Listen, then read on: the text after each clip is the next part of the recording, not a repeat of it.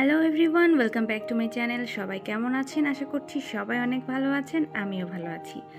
আজকে একটা মজাদার সবজির রেসিপি শেয়ার করব। এই সবজিটা এখন বাজারে সচরাচর পাওয়া যায়, আর এটা হলো কচুর লতি। এটা হচ্ছে শোলা কচুর লতি। তো এই লতি আমরা বাসায় অনেকেই রান্না করি। তো আমি কিভাবে রান্না করছি এটাই আজকে আমি আপনাদের সাথে শেয়ার করব। সবার প্রথমে আমি রান্নার জন্য তেল নিয়ে নিচ্ছি, আর আজকে আমি রান্না করব সর্ষের তেলে। তো আমি 3 থেকে 4 টেবিল চামচের মতো সর্ষের তেল নিয়ে তাতে হাফ টেবিল চামচ কালো জিরা নিয়ে নিলাম। এবার দিয়ে দিচ্ছি কাঁচামরিচ। আমি একটু বেশি পরিমাণে কাঁচামরিচ দিয়েছি, কারণ কচুর লতিতে কাঁচামরিচ আর রসুন একটু বেশি করে দিলেই খেতে ভালো লাগে। 1 চামচের মতো দিয়ে দিচ্ছি রসুনগুলো একটুখানি থেতলে নিয়েছি। এবার দিয়ে দেব পেঁয়াজ কুচি, 3টার মতো পেঁয়াজ কুচি করে রেখেছি। এবার আবার সবগুলো একসাথে কিছুক্ষণ ভেজে নিতে হবে। প্রায় 2 মিনিট ধরে ভেজে নিয়েছি। এবার এর মধ্যে দিয়ে দেব কচুর লতিগুলো। কচুর লতি কিন্তু বিভিন্নভাবে রান্না করা যায়। আমি আজকে যেভাবে রান্না করছি এটা একদম সিম্পল, তবে এই রান্নাটাও কিন্তু খেতে অনেক ভালো লাগে। এবার দিয়ে দিচ্ছি স্বাদ মতো লবণ।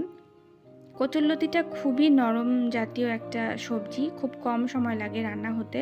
তো পেঁয়াজ মরিচগুলো খুব বেশি ভাজা না হয়ে যাওয়ার আগেই কিন্তু লতিটা দিয়ে দিতে হবে, কারণ পেঁয়াজ মরিচ বেশি ভাজা হয়ে গেলে লতি যদি পরে দেওয়া হয় তাহলে দেখা যাবে যে ওগুলো পুড়ে গেছে আর লতিটা ভালো মতো হয়নি। আর জল দিয়ে যদি সেদ্ধ করতে চান তাহলে কিন্তু একদম গলে যাবে। আমি কিন্তু ঢাকনা দিয়ে ঢেকে দিয়েছি একদম জল ছাড়া, আর চুলার জালটা একদম কম করে দিয়েছিলাম, এই যে দেখুন। তাই তেলের পরিমাণটা একটু বেশি করে দিতে হবে। আর আমি কিন্তু এখনও এখানে হলুদ দেইনি। হলুদটা আমি এই যে 3 টেবিল চামচ জলের মধ্যে আমি হলুদটা মিক্সড করে তারপর দিয়েছি, কারণ বেশি নাড়াচাড়া করলে কিন্তু লতিগুলো আবার গলে যেতে পারে। তাই জলের সাথে মিক্সড করে দিলেই সব থেকে ভালো হবে। আমি এখন যে জলটা দিলাম এটা এখন শুকিয়ে গেলেই কিন্তু লতিটা একদম রেডি হয়ে যাবে। তো চুলা জালটা এখন একটু বাড়িয়ে দিয়ে ঢাকনা দিয়ে ঢেকে দিচ্ছি। বেশি সময় না, মাত্র 2 মিনিটের জন্যই ঢাকনা দিয়ে দিয়েছিলাম, আর জলটা একদম শুকিয়ে গেছে।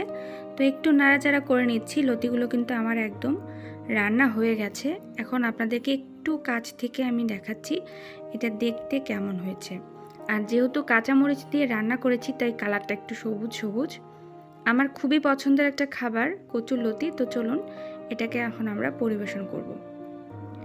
কচুর লতি আপনারা চিংড়ি মাছ দিয়ে কিংবা ইলিশ মাছের মাথা কাটা দিয়েও কিন্তু তৈরি করতে পারেন, রান্না করতে পারেন। এই ধরনের ভিডিও কিন্তু আমার চ্যানেলে রয়েছে, আপনারা চাইলে একটু কষ্ট করে দেখতে পারেন।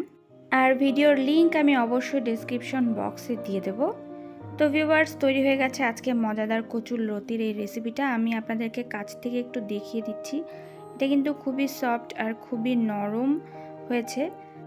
সো ভিউয়ার্স, আশা করছি আজকের রেসিপিটা আপনাদের কাছে অনেক সহজ লেগেছে। সহজ লাগলে আমাদের চ্যানেলটি অবশ্যই একটু ঘুরে আসতে পারেন। যারা এখনও রেসিপি বাই সৃষ্টি সাবস্ক্রাইব করেননি তারা প্লিজ চ্যানেলটি সাবস্ক্রাইব করে দিয়ে আমাদের সাথেই থাকুন।